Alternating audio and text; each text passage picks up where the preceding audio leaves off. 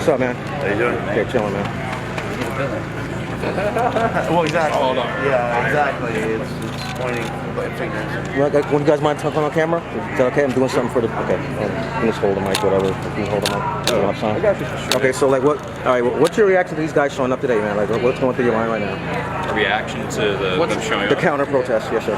Well, I don't know if it's a counter protest. I was told that they were scheduled to have it this night regardless. Okay. But it did turn into a bit of a conflict. Yeah, a bit. Well, I That's an think understatement. that you're going to have counter protesters regardless of like what's scheduled. They're as soon as anyone starts shouting Black Lives Matter, someone's going to disagree with that. So there's not even you don't even need to schedule that kind of opposition or that kind of bigotry.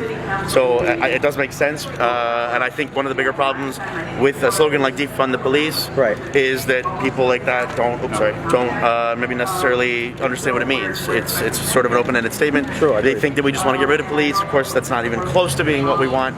And all they see is I think what's right in front of them, and they kind of think that we're a threat to their beliefs. And really, we're actually asking for more like bipartisanship and sort of community friendship. So I don't even know where those people are from. Like, it sounds like they're not maybe from the area. I agree. I mean, no one really knows. You can't check their IDs. But the thing is, we want the stuff to happen in the community. We want the people from the community to come out and say what they want. And if these people aren't from the community, then why are they here?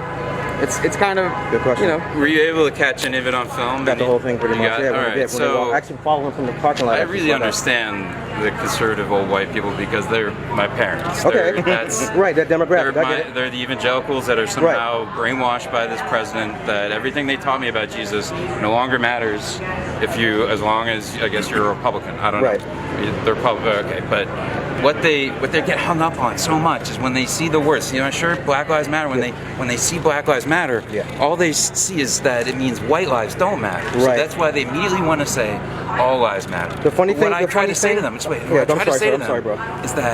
it doesn't say only Black Lives Matter.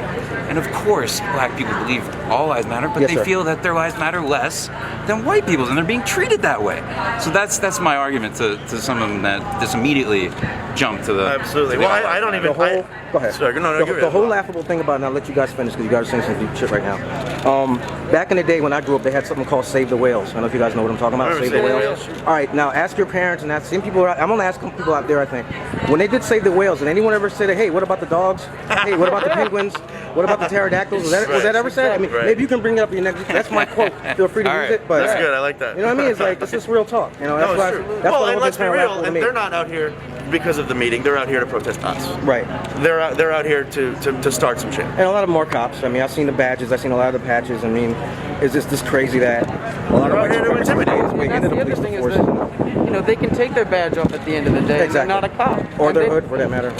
Exactly. The hood, the badge, whatever. It's the same exact thing, really. Okay. You know, these, man, not to get too historical, but I mean, the police were born out of slave catchers. Like slave patrols, well said. Exactly, and the modern prison structure is actually a slave labor structure. Still is, yes, sir. Still is, and it's actually in the Constitution that you're allowed to use the police in order to maintain a structure of slavery. It's in the Constitution.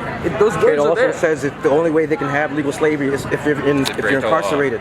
So you got to talk about things like the Dred Scott law that said the white men have the black man has no right that the white men are bound to respect, and that's still on the books. Dred Scott, you guys can look it up. And even Mitch McConnell invoked that like during the last election, I think, and my jaw's still on the ground from that. But like I said, man, I'm here to report what I see, man. I wish you guys luck. Be careful. It's kind of crazy that only one side has guns out here, and it's not you guys. So just be careful, man, and fight the good fight, all right? Yeah, thank you. All right, God bless. You too. Okay, man.